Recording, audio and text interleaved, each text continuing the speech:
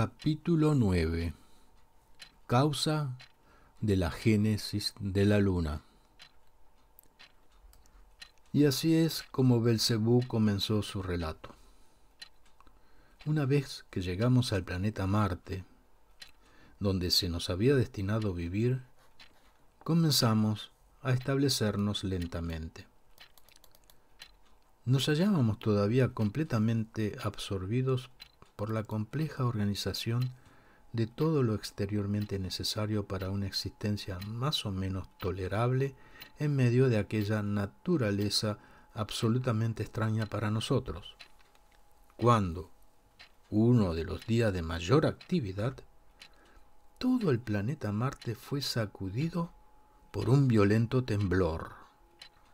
mientras poco después se levantaba hasta nosotros un hedor tan insoportable que en un primer momento pareció que todo el universo se había mezclado de pronto con algo que sólo podría expresarse como indescriptible. Solo mucho tiempo después de haberse disipado aquel hedor, pudimos recuperarnos, dándonos gradualmente cuenta de lo que había sucedido. Advertimos entonces que la causa de ese terrible fenómeno no había sido otra que el mismísimo planeta Tierra, que, de tanto en tanto, se acercaba considerablemente a nuestro planeta Marte, y que, por lo tanto, podíamos observar claramente, a veces sin la ayuda del tescuano. Por alguna razón que no podíamos comprender todavía, este planeta, era evidente, había estallado y dos fragmentos desprendidos del cuerpo principal habían salido proyectados hacia el espacio. Te he dicho ya que entonces este sistema solar todavía se estaba formando sin haber alcanzado aún lo que se llama la armonía del recíproco mantenimiento de todas las concentraciones cósmicas. Supimos más tarde que, en conformidad con esta armonía cósmica general del mantenimiento recíproco de todas las concentraciones cósmicas, debía funcionar también en este sistema un cometa de los que llamamos ahora de vasta órbita, que existe todavía y lleva el nombre de Cóndor. Y precisamente este cometa que acababa de concentrarse realizaba su primer paso pleno por la zona. Como ciertos individuos sagrados competentes nos explicaron más tarde de forma confidencial, la trayectoria del mencionado cometa debía cruzar la línea seguida por el planeta Tierra.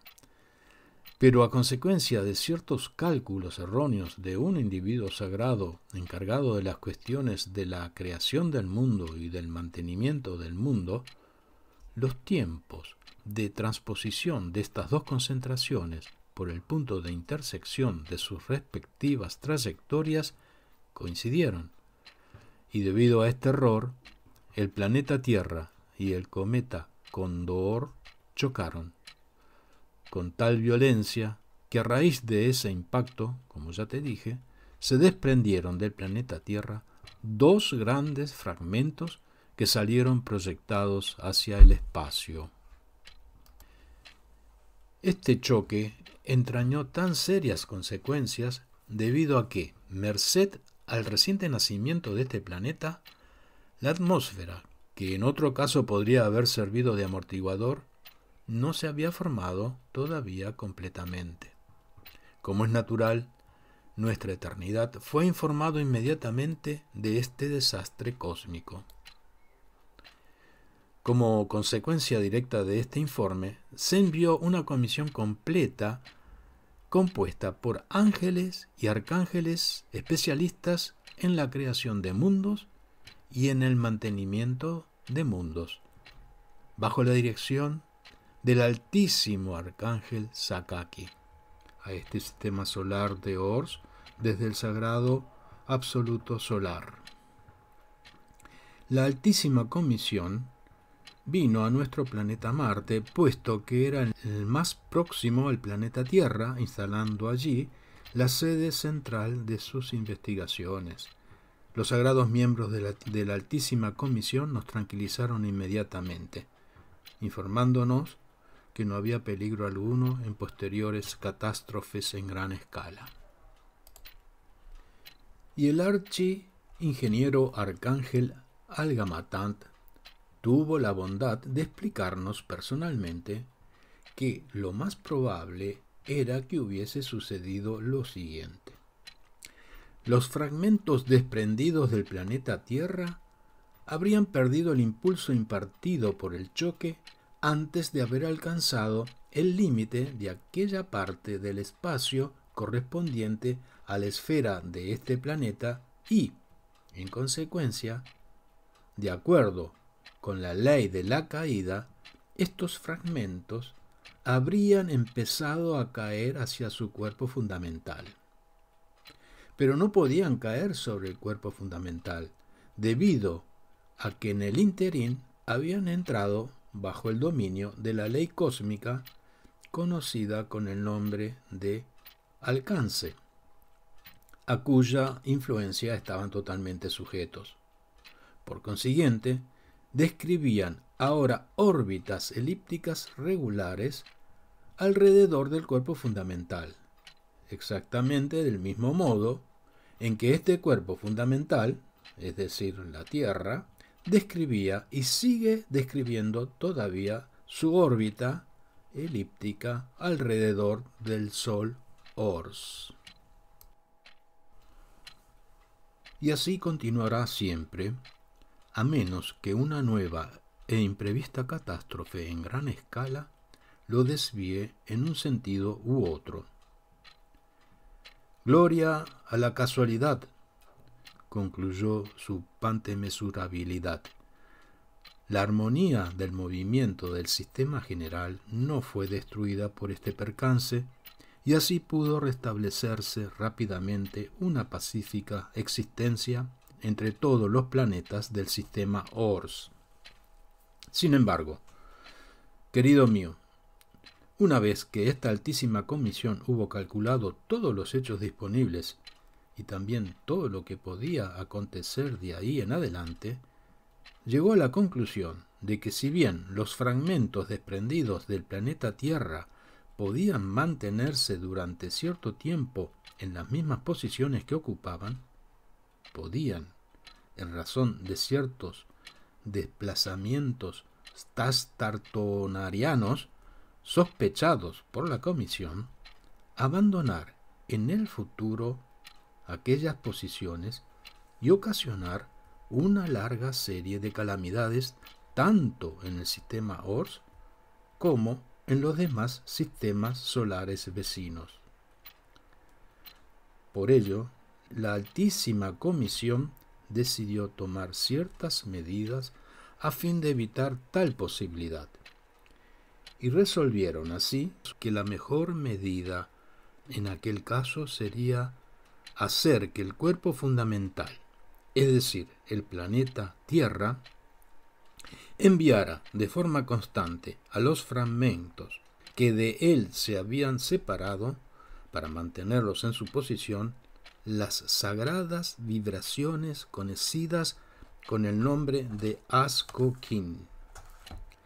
Esta sagrada sustancia solo puede formarse en los planetas cuando tanto las leyes cósmicas fundamentales que en ellos operan, la sagrada Heptaparaparshinoj, como la sagrada Triamaxicanno, actúan, como suele decirse, uno soparno, es decir, cuando estas leyes cósmicas sagradas que rigen la concentración cósmica se desvían independientemente y también se manifiestan sobre su superficie independientemente,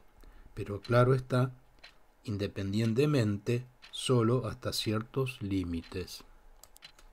De modo pues, querido mío, que como tal obra cósmica sólo era posible con el asentimiento de su eternidad, el gran arcángel Sakaki, acompañado por otros muchos miembros sagrados de la Altísima Comisión, partió inmediatamente hacia su eternidad para rogarle que le diera el asentimiento necesario. Y más tarde, una vez que los individuos sagrados hubieron obtenido la sanción correspondiente por parte de su eternidad para la materialización del proceso unosoparniano, y una vez materializado dicho proceso bajo la dirección del mismo gran arcángel Sakaki, desde entonces, también en ese planeta, exactamente como en muchos otros, comenzó a surgir lo correspondiente, gracias a lo cual los mencionados fragmentos siguen existiendo todavía sin constituir amenaza alguna para el planeta mayor. De esos dos fragmentos, el mayor llevaba el nombre de Londerperso y el menor Anulios, y así los llamaron en un primer momento los seres tricerebrados ordinarios que nacieron y vivieron más tarde en ese planeta. Pero los seres que a estos sucedieron tiempo después les dieron otros nombres diferentes en épocas diversas, y en los tiempos más recientes el fragmento mayor llevaba el nombre de Luna, en tanto que el nombre del menor cayó gradualmente en el olvido. En cuanto a los seres que allí habitan en la actualidad, no solo no poseen nombre alguno para este fragmento más pequeño, sino que ni siquiera sospechan su existencia. Es interesante notar aquí que los seres residentes en un continente de aquel planeta, llamado Atlántida, que pereció tiempo después, tenían conocimiento de la existencia de este segundo fragmento del planeta madre,